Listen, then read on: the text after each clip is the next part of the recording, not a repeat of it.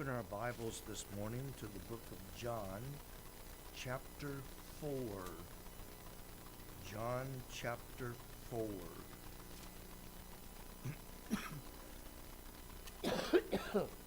John chapter 4.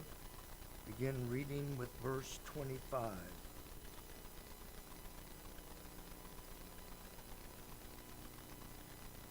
The woman saith unto him, talking about the woman at the Samaritan well. She was a Samaritan, had gone to the well to draw water. Jesus had gone to the well with his disciples and apostles. They had gone into town to get food, and Jesus stayed at the well waiting for them to come back, so they thought. But it's, and that gives you a little bit up to our text. The woman, that is the Samaritan woman, saith unto him, that is Jesus, who she has been talking to, I know that Messiah cometh, which is called Christ. When he is come, he will tell us all things. Jesus saith unto her, I that speak unto thee am he. The woman, and upon, my glasses are not in focus. And upon this came his disciples and marveled that he talked with the woman. Yet no man said, What seekest thou, or why talkest thou with her? The woman then left her water pot, and went her way into the city, and saith unto the men, Come, see a man which told me all things that ever I did. Is not this the Christ? Then they went out of the city and came unto him. In the meantime, while his disciples prayed him, saying, Master, eat, he saith unto them, I have meat to eat that ye know not of. Therefore said the disciples one to another, Hath any man brought him aught to eat? And he saith unto them, My meat is to do the will of him that sent me, and to finish his work. Say not ye, There are yet 4 months, and then cometh harvest. Behold, I say unto you, Lift up your eyes, and look on the fields, for they are white already to harvest. Father, we come. Lord, I pray that you would take this message this morning and help us to become more focused on you. Help us to see things from your perspective, and to even see the world in a different light than what we're accustomed to. Then I pray that you would open the eyes of those that are lost. For years they have seen darkness spiritually. For years they have lived dead spiritually. May now you open their hearts, open their ears, open their eyes, that they might see and hear and experience the great salvation that you offer. In Jesus' name, amen. When I was much younger, I used to think that if somebody said, I am an eyewitness, that they were absolutely, certainly, positively to be believed. You can't beat an eyewitness. So I thought. As I've grown older, and working with the police certainly helped me see this some, but I've learned that eyewitnesses, and if you've ever been in court, you probably know this, eyewitnesses are often the most unreliable witnesses that there are. Have you ever watched something, maybe, I remember many years ago, my wife and I were driving up, I don't know where we live, but we were driving up in Cheviot, up in that area, and lo, right in front of us, a car was coming this way, we were going this way, and the car turned right in front of the car in front of us, and the car in front of us hit him, just like that. I don't know which one spoke first, but one of us said, "Did you see that car turn in front of the other car?" And the other one said, "That's not what happened." We both, sitting side by side in the van, saw the same wreck, the same two cars, and yet when we repeated what we saw, we were as opposite as black and white could be. If you've ever been in court, and I remember one jury that I served on in Texas, there was an eyewitness to a robbery that took place. And when the police got there, they drew, under her description, they drew a drawing of the man that committed the robbery.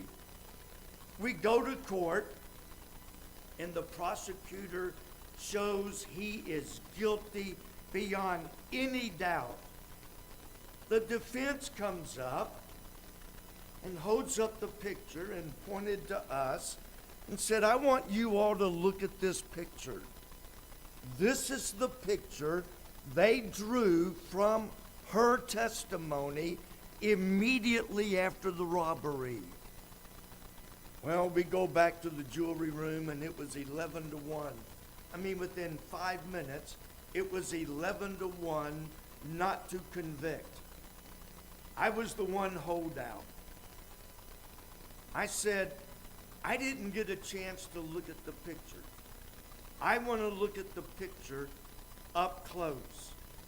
So the foreman went out, told the bailiff, they brought the picture in, and I looked at the picture and had seen the man, and the picture did not look anything at all. Not even a close resemblance to the man that was on trial. So within 5 minutes, we voted 12-0 to acquit the guy, and the picture, the lady said, "This is him." The prosecutor said, "This is him." The police officer said, "This is him." But when we looked at the picture, we looked at it differently. The guy had a rap sheet a mile long, we found out later. But we looked at it, and it's like, there's no way that's him. Not even close. We all saw the same people, the prosecutor, the police, the lady, that we all saw the same man on trial. She drew the picture, we looked at it, but some of us said that's not him, and some said it absolutely is him. We all saw the same thing, but we saw it and looked at it from different perspectives. I remember over my years with the police, and I refer to this because it makes me look bad, but it also shows you how undependable our sight is. Now, it turns out I had this same class several times. Different teachers, but the same class, the same outline.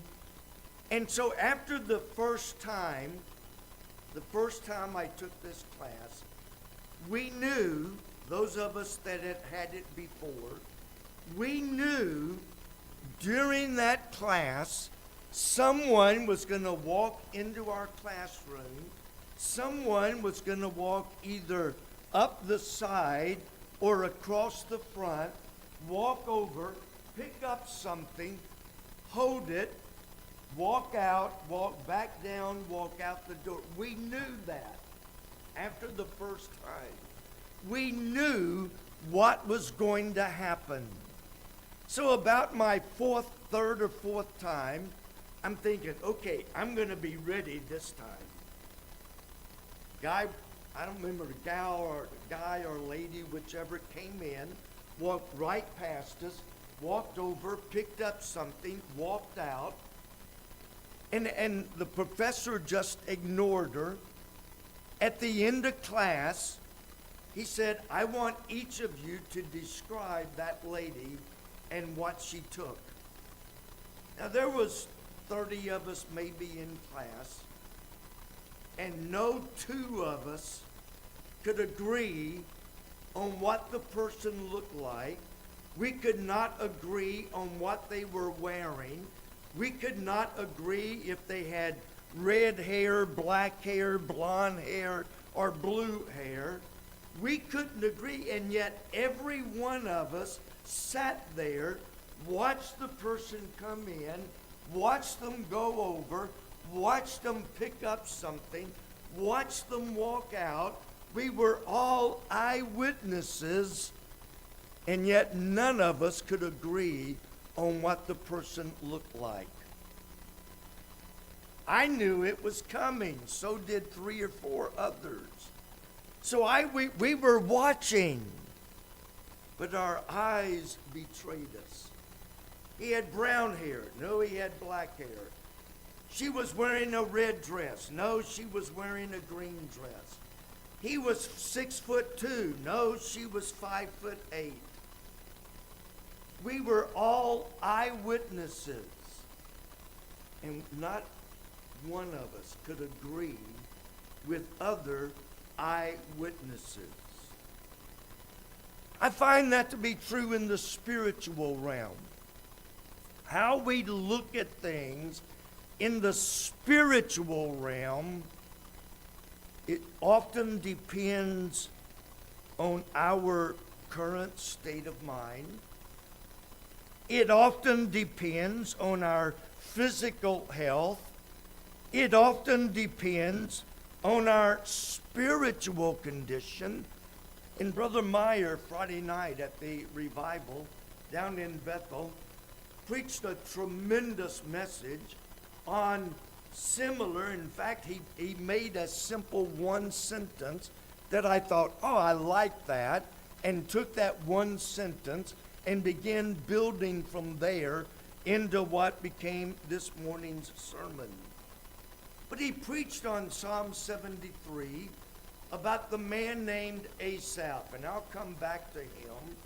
But he pointed out how we see things often depends on our personal spiritual condition.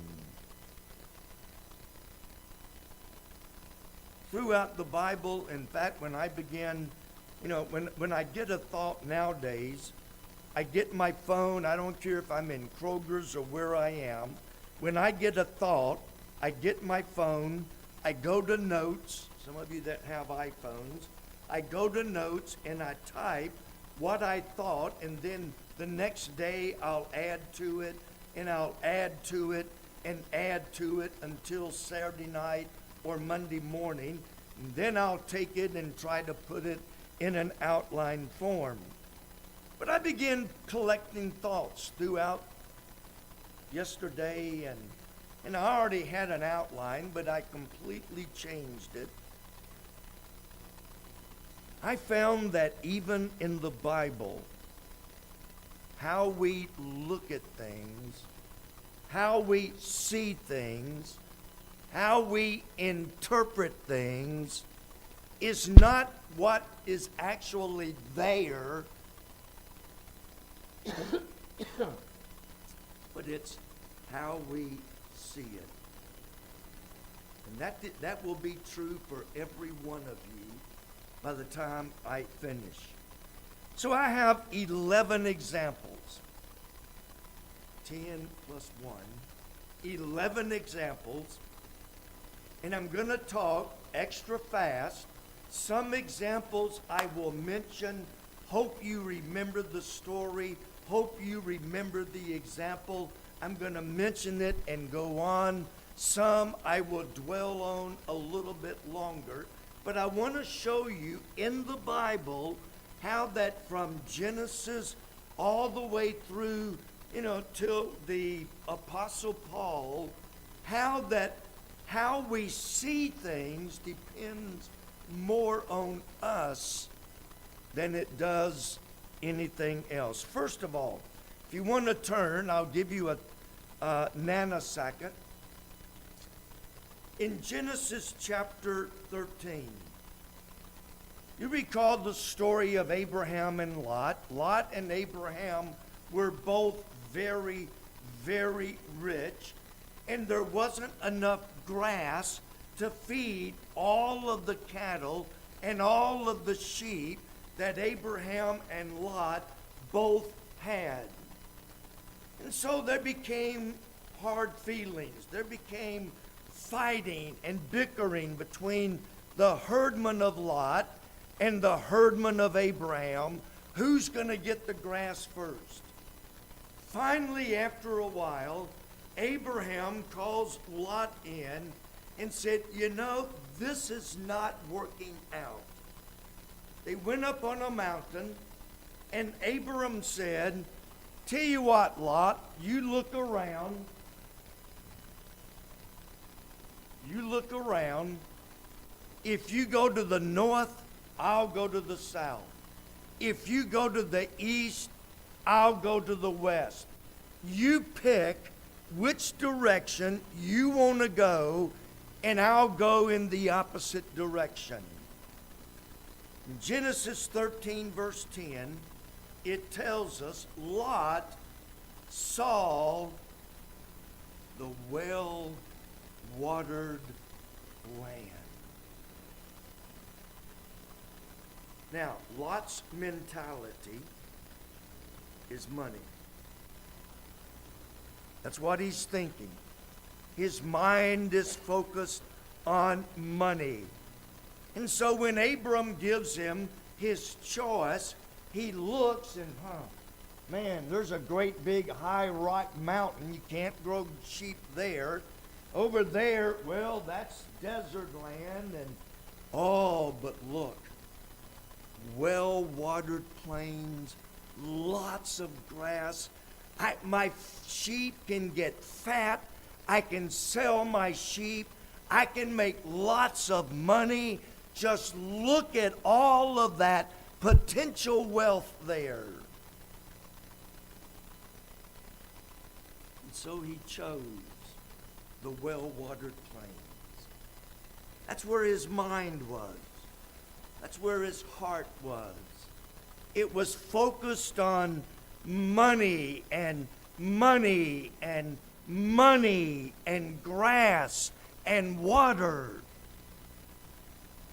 He showed no concern whatsoever for his uncle Abram, who had taken him to raise. He showed no regard whatsoever for the evil influence that Sodom and Gomorrah would have on his daughters. You recall later on, 2 of his daughters committed incest. Where did they learn that? They learned it because Lot put money first without regard to the environment, without regard to Sodom and Gomorrah, without regard to the sin in that area. all he could see was well-watered plains and lots of grass, and he didn't think about the consequences. He didn't think about, the future. It's all about money and what I can get now. Then I skip over to 1 Samuel 17. You know the story, David and Goliath. The army of Israel would go out to fight.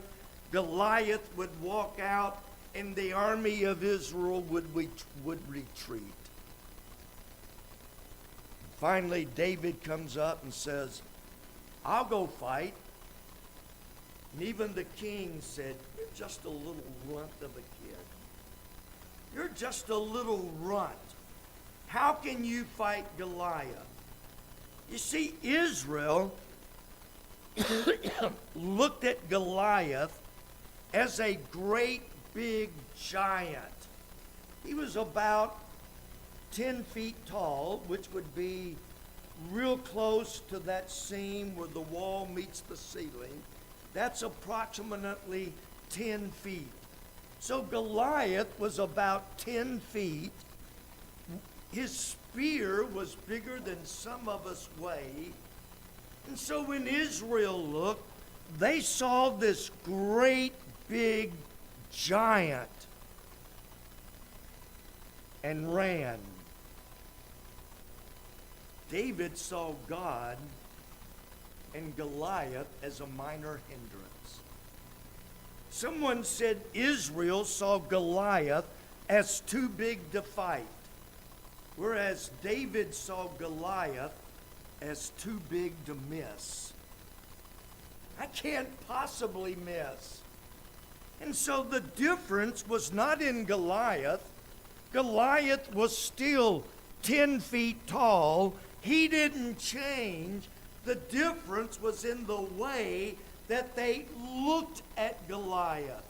One looked and said, oh, we can't fight him.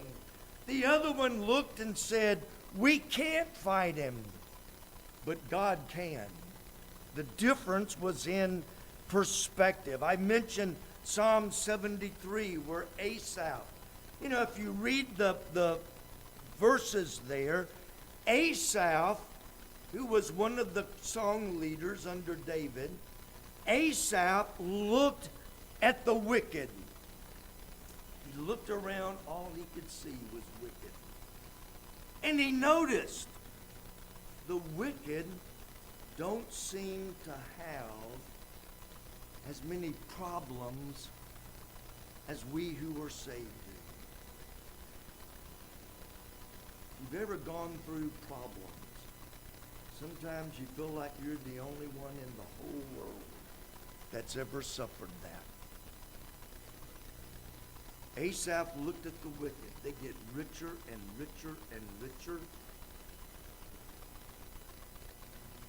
They don't seem to have all the problems that we have. See, he was looking through earthly eyes. But then down toward the end of the chapter, Asaph got his eyes off of the world and began looking at God, and he said, you know what? Let them have their riches. Let them have their enjoyment. Let them have their pleasure. Because this life is all they are ever going to enjoy. I saw the end of them. And the end of them is death, plunged into hell, which will later be plunged into the lake of fire. And I said, you know what? Considering their end, the end result is eternity in hell or the lake of fire. Let them have it, because this life is all they are ever going to enjoy. I can't think, and I can't forget what the Apostle Paul said. If in this life only we have hope in Christ, y'all know the rest of it? We are of all men most miserable. If all I've got to look forward to is this life, I've got nothing to look forward to. But you see, when you start looking at this life, you become like Esau. But when you start looking, the Bible said in Hebrews chapter 12 that Jesus endured the cross, suffered the shame of the cross, hanging naked on the cross for the whole world to see and scorn and blaspheme and ridicule. He endured the cross because he kept his eye focused on the joy that was set before him. Number 4. Throughout the New Testament, and one or both of these is mentioned in most of the 4 Gospels. On one occasion, Jesus had been teaching and preaching for 3 days, and he had a whole crowd of 5,000 men, plus women and children. And Jesus said, they've been with us now for 3 days. Let's feed them. The apostles looked at their bank account.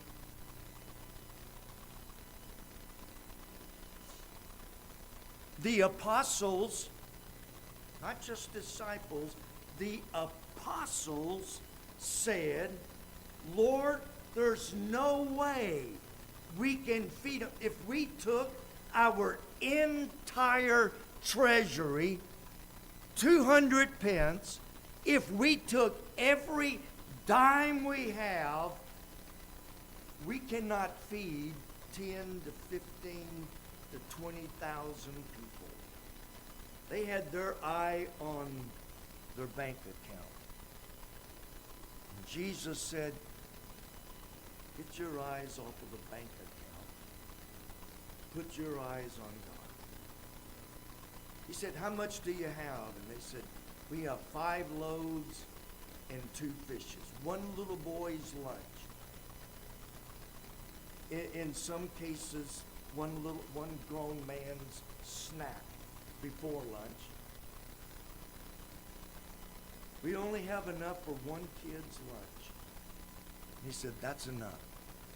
Lord, 5 small loaves, 1 kid's lunch, and you're going to feed 10, 15, 20,000? And Jesus said, give it to me.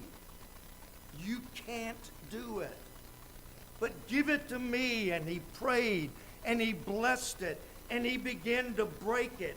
And it multiplied, and it multiplied, and it multiplied, so that they fed the entire crowd and had 7 loaves. Or was it 12 loaves? I always get 4,000 and 5,000 confused. They had basketfuls left over.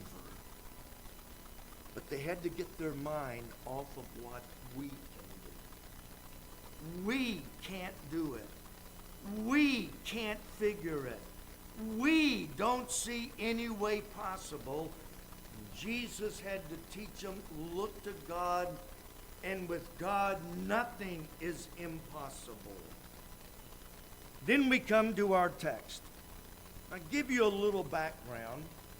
Samaritans were half-breeds.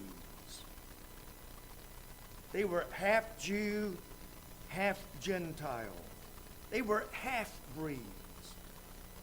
And the Jews hated them. In fact, if a Jew was going from Jerusalem up to Syria or Damascus, rather than take the straight path through Samaria, they would cross over the Jordan River go up the east bank, and then cross back over just to avoid setting foot in Samaritan soil. That's how much they hated Samaritans. And so Jesus said in John chapter 4, in John chapter 4, verse 3, he left Judea and departed again unto Galilee, which was up here, and he must needs go through Samaria. Now, there's a whole lection here on God's sovereignty. Why must he go through Samaria? Why must he go? Because there was one of his lost sheep right here, and she had to hear the gospel. So he must, absolutely must, go through Samaria, because he had a lost sheep that needed to be brought into the fold. They get to the well, it's lunchtime. Jesus, it said that in verse 6, Jacob's well was there. Jesus, therefore, being wearied with his journey, sat thus on the well, and it was about the 6th hour, or about 12 noon. It's lunchtime. The disciples head off down to McDonald's and Burger King and Wendy's, maybe a few things from Frisch's. I'm kidding about that. I'm kidding. They hurry down to buy food, and this woman of Samaria comes. The Jewish law, not Mosaic law, but Jewish law, forbid Jews talking to Samaritans. You were not allowed to talk to a Samaritan as a Jew. So Jesus begins talking to her. The disciples come back with bags of, food. And beginning where we read,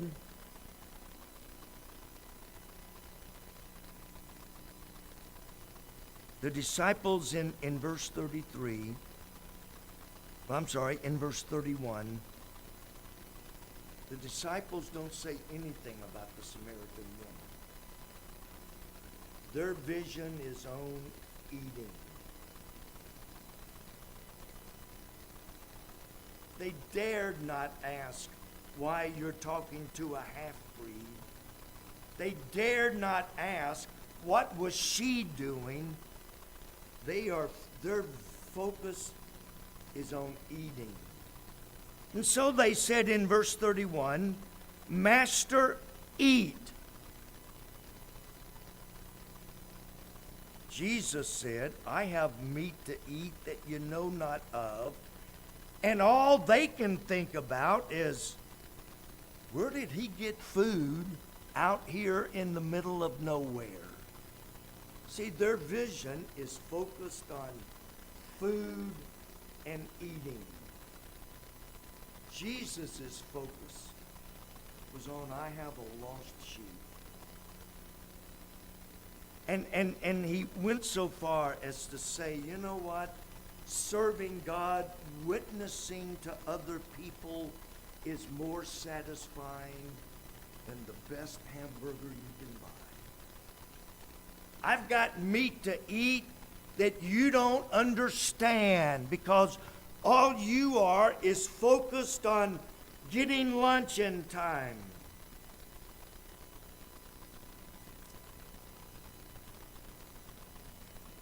Jesus was focused on leading one of his lost sheep to know him. Then the lady runs back downtown and tells all of the men, because that's what she was famous for, was all the men. So she goes back down and said, "Come, see a man that told me everything I've ever done." And a great, big, huge crowd comes out of Samaria and is heading toward Jesus. The apostles look and say, "Oh no, here comes a mob of people." And Jesus said in the later verses, "Say not ye, harvest is 4 months away. Look on the field. You see a mob coming after me. I see a multitude lost that need to hear the gospel." All depended on your purpose. What do you see? They saw a mob of men. Jesus saw an open invitation for the gospel. They saw a mob of men and they had no idea why they were being overcome. But Jesus saw an opportunity to preach. All the difference. Remember when Peter walked on water? "Lord, if it be thou, bid me come unto thee." And Jesus said, "Come on." And Peter, and you have to give Peter credit. Whatever else you think, he had enough faith to step out. Most of us would have still been on the boat, checking the life raft, checking the spare boat, checking all of those things. Peter climbed out of the boat and is walking on the water. And as long as he kept his eyes on Jesus, he walked on water. Then he turned his eyes and began looking at the surf and the waves that you talked about this morning. And he began to see. Jesus hadn't changed. The water hadn't changed. What changed was what Peter looked like and what Peter saw. Well, let's see if I can get the other three in here real quick. The world saw Jesus as a blasphemer and crucified him. God looked down and saw him as a sacrifice for sins. The apostles ran to the tomb and saw the empty tomb.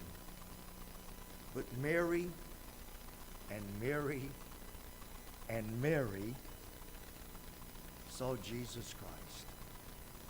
The apostles went to the tomb, but all they saw was the empty tomb.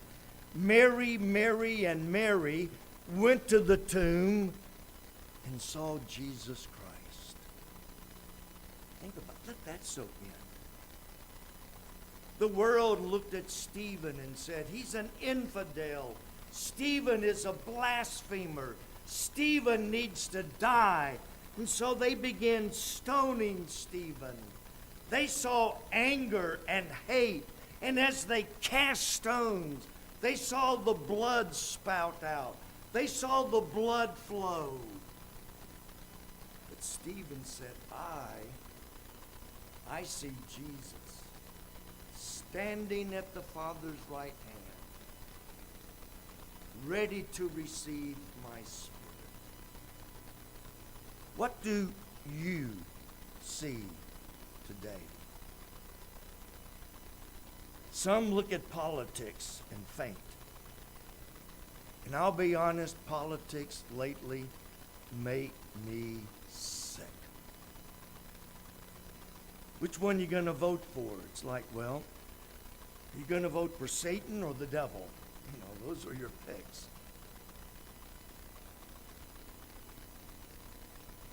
Listen, if you look at politics and you look at society, it is the most depressing thing I can think of.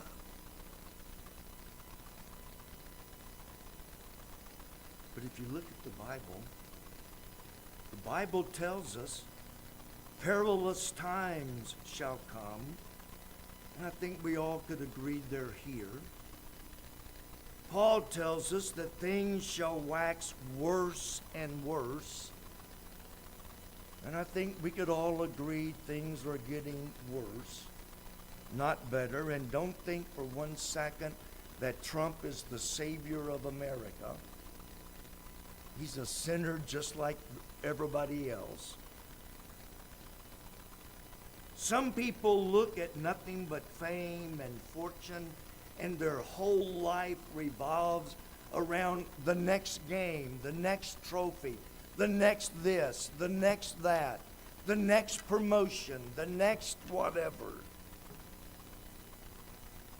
Some look at sickness as something terrible. Others look at it as an opportunity to exhibit Christ. I probably have been in the hospital more than anybody here, probably more than most of you combined. So I've been in the hospital a lot. And you know one of the neat things about it?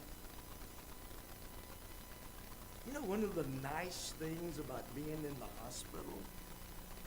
The nurses have to come in and take care of you. And when they come in, they can't just turn and walk out, but it's a wonderful time to talk to them about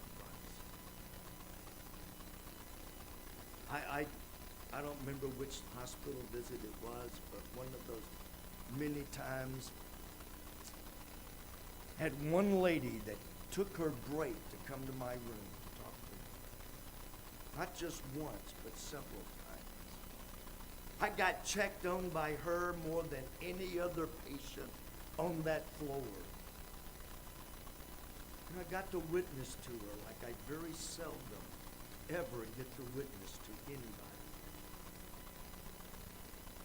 And I thought to myself, maybe, probably, God put me in the hospital just like Jesus must needs go through Samaria. I must needs be in the hospital when she was on duty, because I may be the only gospel she ever got a chance to hear. I would love to find out where she is, what she's doing. Maybe I'll be back on her floor soon. But we look at sickness as, oh, this is terrible. No, sickness has put me in a position where they have to wait on me. They don't have a choice. They have to come in. Some people always see the glass as half empty, while others see it as half full.